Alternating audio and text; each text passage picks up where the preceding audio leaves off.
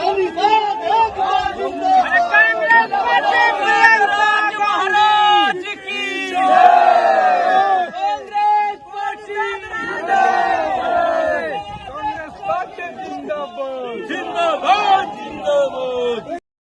personally do not believe that education is a financial commodity. I just do not believe it. I do not believe that you should be able to buy an education. I believe that education should be available to everybody, rich, poor, man, woman, and it is the duty of a nation to give education and healthcare to its people. What is happening today is everything in this country is being seen as a financial commodity. Agriculture is being seen as a financial commodity. Education is being seen as a financial commodity. Healthcare is being seen as a financial commodity. Basically, if you have money, you can get anything you want. If you don't have money, you can get nothing.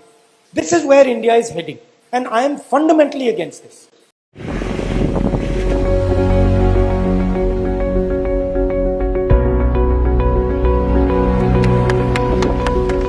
வருஷம் ஆயிடுச்சு சுதந்திரம் இன்னும் உப்பு தொழிலாளியை சந்திச்சு பேசின ஒரே தலைவர் முதல் தலைவர் நீங்க தான். He's saying that you're the first person to come and talk to them because they are a very specific group of people who indulge in a very specific and a very important kind of work. இந்த corona காலத்துல நம்ம தேசத்துல உப்பு தான் உலக நாட்டுக்கு America Russia Japan போறோம் அவங்க மருந்தா உயிர் காக்கும் மருந்தா பயன்படுத்துது. All this medicine, vaccine production, salt is an important ingredient. அதுக்கு மூல பொருள் வந்து இந்த உப்பு தான். He's saying the primary ingredient is the salt. People don't think about the production of salt when they're eating salt. Now he explained to me that people don't think about salt when they're getting a corona injection, but he's instrumental in giving them the injection.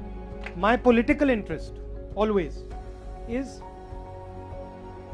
is a person getting what he deserves for the effort that he is putting in, for the intelligence that he is putting in, for the struggle that he is doing. Is he being rewarded fairly? அடுத்த 4 மாசம் எங்களுக்கு வேலை கிடையாது ஐயா. 6 மாசம் தான் வேலை. இந்த 4 மாசத்துக்கு எங்களுக்கு எந்த ஹெல்ப்பும் கிடையாது. So when we were in government in UPA, we noticed that the wealth distribution in India was becoming very skewed. That few people were getting very, very rich and many people were getting poor. And now since the BJP has come, that has become much stronger. So we had an idea of how to tackle this problem. How do we put a floor of protection underneath our poor people? Concept of a minimum income. Doesn't matter which state the person comes from, which language they speak, what religion they are. We wanted to put minimum floor under their feet so they can never fall below. So we came out with a scheme called Nyay, justice. And the idea was very simple. The idea was that every single family, every single poor family would automatically get 72,000 rupees a year in the bank account. And it would continue every year until they came out of poverty. I think that is the idea that when we come to power in Delhi, we are going to implement. That way, when she is not working for 5 months, she will have something in the bank. Nandri.